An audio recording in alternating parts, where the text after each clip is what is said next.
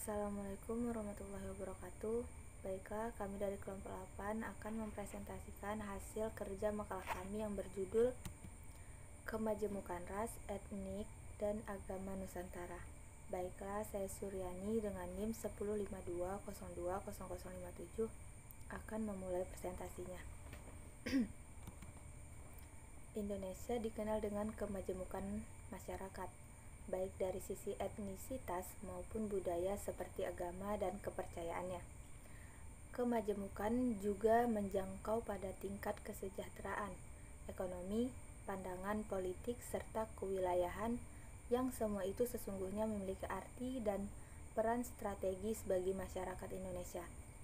Meski demikian, secara bersamaan kemajemukan masyarakat itu bersifat dilematis dalam kerangka penggalian, pengolahan, serta pengembangan potensi bagi bangsa Indonesia untuk menapaki jenjang masa depannya.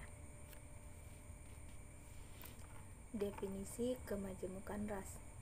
Kata ras berasal dari bahasa Perancis dan Italia, yaitu raza.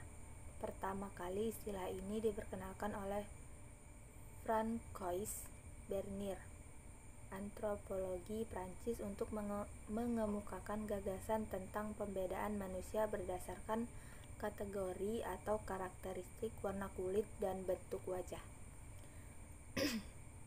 Setelah itu, orang lalu menetapkan hierarki manusia berdasarkan karakteristik fisik atau biologis.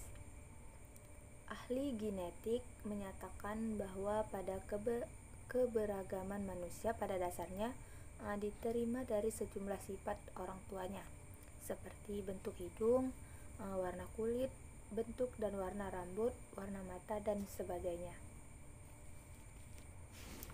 Definisi kemajemukan etnik. Menurut Narral, mendefinisikan etnik ini adalah sejumlah orang atau penduduk yang memiliki secara biologis mampu berkembang biak dan bertahan, mempunyai nilai-nilai budaya yang sama, dan sadar akan rasa kebersamaan dalam suatu bentuk budaya, membentuk jaringan komunikasi dan interaksi sendiri, menentukan kelompoknya yang diterima oleh dan dapat dibedakan dari kelompok lain. Di Indonesia, istilah kelompok etnik dapat disamarkan dengan suku bangsa.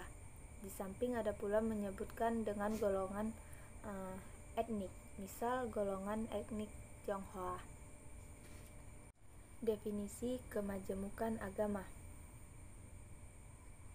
Kemajemukan agama akan mengantarkan setiap orang memiliki keyakinan untuk bersama, karena ia tidak hidup sendirian, melainkan berdampingan dengan penganut agama lain. Sebagai warga dunia, setiap orang diarahkan untuk memahami cara baru mengenai cara Tuhan menitipkan kebenaran dalam setiap agama.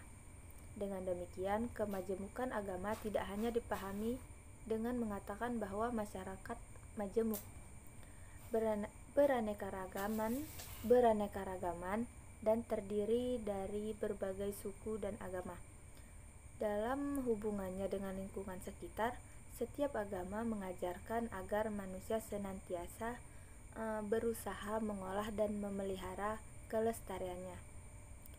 Baiklah, presentasi selanjutnya akan dilanjutkan oleh Jihan Ramadhani. Assalamualaikum warahmatullahi wabarakatuh. Di sini saya akan melanjutkan materi dari kemajemukan ras, etnik, dan agama Nusantara yang telah disampaikan oleh Saudari Suryani. Selanjutnya ialah pengaruh kemajemukan masyarakat Indonesia. Pengaruh kemajemukan masyarakat Indonesia berdasarkan suku bangsa, ras, dan agama dapat dibagi atas pengaruh positif dan negatif. Pengaruh positifnya adalah dapat menjadikan Indonesia memiliki keanekaragaman budaya yang hidup berdampingan dan memiliki hubungan yang selaras dan harmonis. sehingga terwujudnya suatu rasa persatuan. Dan dari keanekaragaman tersebut akan muncul juga suatu ciri khas dari bangsa Indonesia itu sendiri. Dan dari kemajemukan itu sendiri akan muncul rasa saling menghormati satu sama lain apabila tidak ada pemicu atau pengaruh yang dapat menimbulkan masalah negatif tentang kemajemukan masyarakat Indonesia. Sedangkan pengaruh negatifnya ialah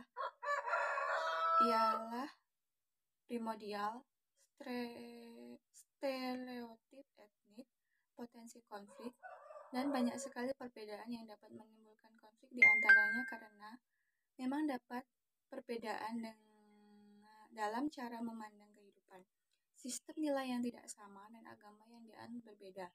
Perbedaan akan dapat menimbulkan suatu konflik. Ada ras etnik atau penganut agama tertentu yang akses dan kontrolnya pada sumber-sumber dan ekonomi lebih besar, sementara kelompok yang lainnya sangat kurang. Jadi, apabila ada salah satu dari perbedaan itu unggul, maka pandangan masyarakat Indonesia akan berbeda-beda. Dan cara pandangan yang salah itulah akan menimbulkan konflik dalam kemajemukan masyarakat Indonesia.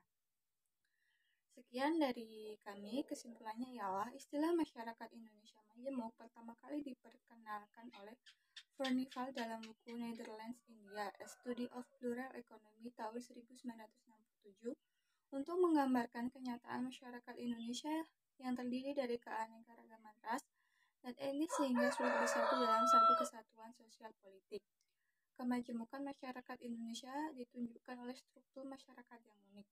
Karena keanekaragaman dalam berbagai hal, pengaruh kemajemukan masyarakat Indonesia berdasarkan agama, ras, dan suku bangsa dapat dibagi atas pengaruh positif dan negatif. Sekian dari presentasi kelompok kami, kurang lebihnya mohon maaf. Wassalamualaikum warahmatullahi wabarakatuh.